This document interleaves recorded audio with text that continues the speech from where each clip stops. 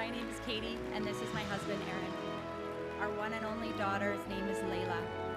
She's 3.5 years old and has been recently diagnosed with pontocerebellar hypoplasia.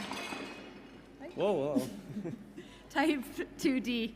It's a mouthful, I know. We like to refer to it as PCH. That's much easier.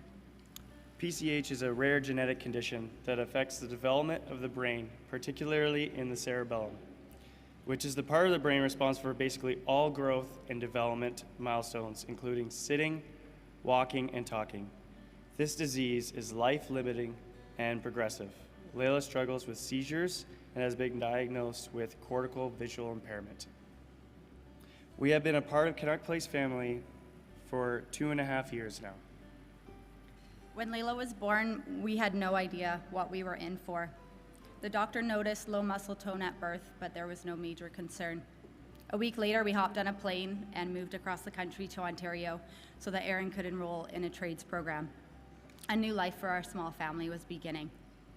At 4 months of age, we hadn't been able to see a doctor and noticed that Layla hadn't hit any expected milestones.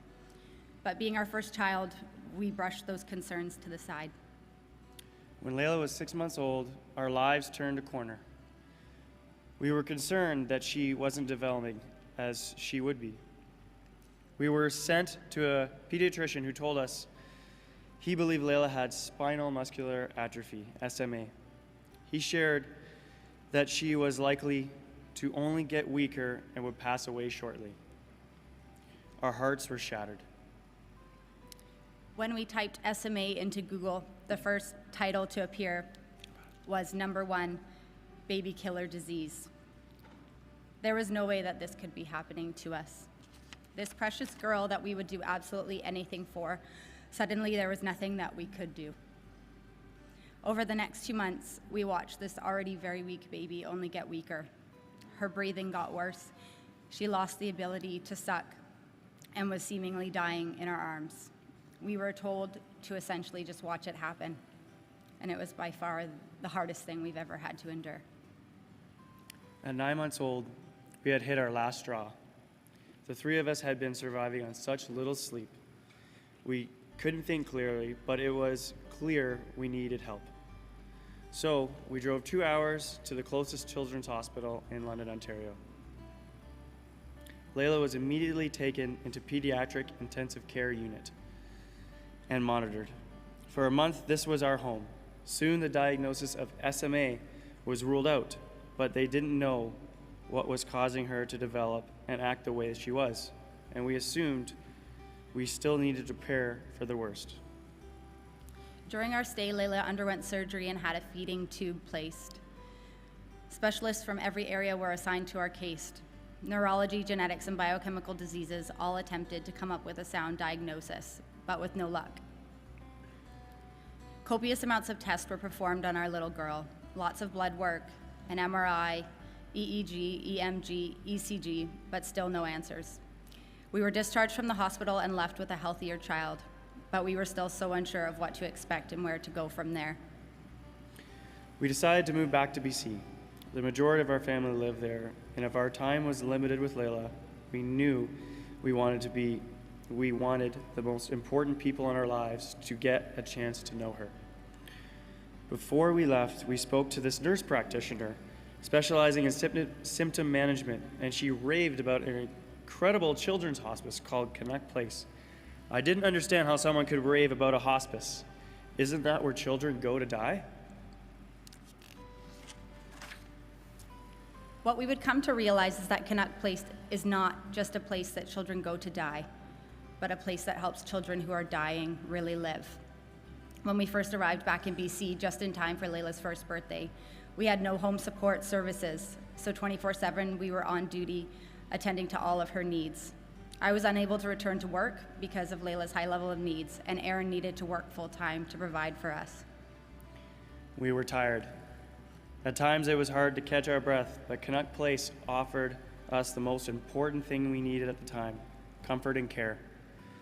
Canuck Place gave us peace of mind knowing that Layla was in capable hands at the hospice with around-the-clock care.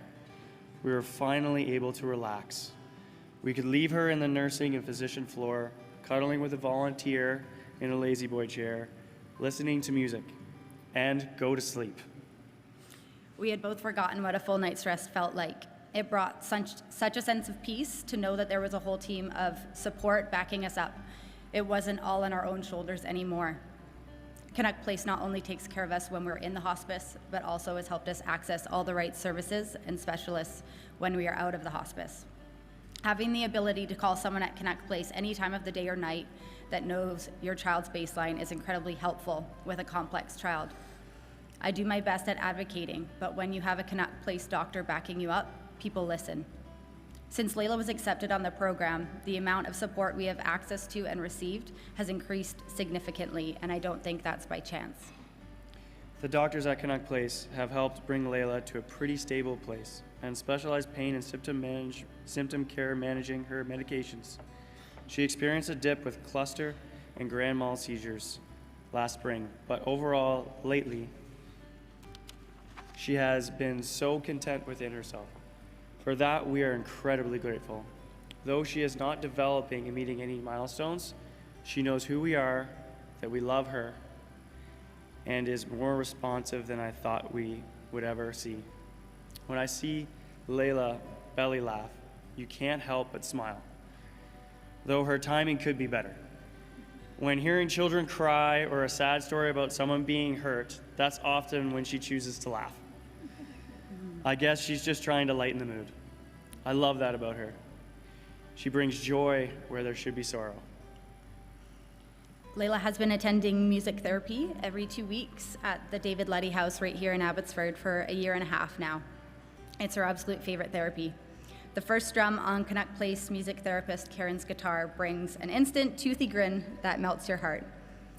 And every nurse that has worked with Layla knows she loves the Lumineers. We have played her their music since she was very small, and it's our go-to throughout the day and night. When the Canuck Place music therapy student took it upon herself to learn a few of their songs, it showed me another reason why I love this program so much. I know that my daughter is so special to me and to us. But when I see others create a bond and get a peek into how we feel, that's the best gift. To know that she's making an impact and that she feels love. Love is the only thing that keeps us going. This past July, we traveled to UCLA as Layla had been accepted to the Undiagnosed Disease Network.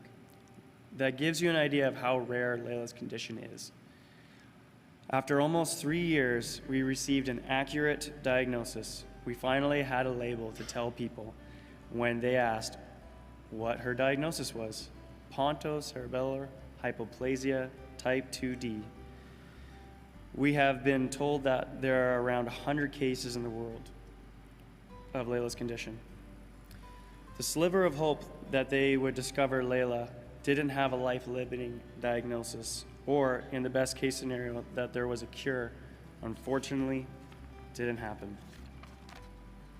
It was a strange feeling to have that information now officially concrete. And to be honest, it didn't change a lot for our day-to-day. It turns out we'd been doing all the right things, giving her the right medications, seeing the right specialist. With no possible treatment, it's all about symptom management. Keep Layla happy and healthy and treat the symptoms as they arrive, if possible. And again, back to that simple idea, how do we help Layla live her best life? It's a tall order, and having a child with a complex condition can feel lonely at times. It's hard to fit in with typical parents when your environments are so different. Each time I hold a newborn baby and feel that they are already stronger than my sweet girl, I feel a prick in my heart. What I wouldn't give to see her just sit upright on her own. It's not fair. Life doesn't feel fair. However, we can't let that keep us from helping Layla experience life in the best way she can. She needs us to be strong for her. Each time we stay at Canuck Place, we have an opportunity to make a connection with another family going through similar things. When you meet other people who get it, it helps make this road a little less isolating in a world that doesn't understand. Layla has been so stable lately, it can sometimes slip our minds that the reality is we don't know what her future holds. The death of a child is overwhelming to even consider, but with the help of Canuck Place, we will survive it. They help us grieve the loss of our dreams for Layla while she is here and long after she is gone. Surviving the first year with a complex child without having Canuck Place confirms to us how essential this program is. Unless you are a part of this caring community, you will never fully understand how grateful you would be for its existence. Thank you for being here for our family and our daughter, Layla. We wouldn't be standing here without the ability to smile, without your generosity. Tonight, I hope you can all walk away knowing how necessary Canuck Place is for families like mine. And in closing, I'd like to share a quote from Jean Vanier's book called Becoming Human.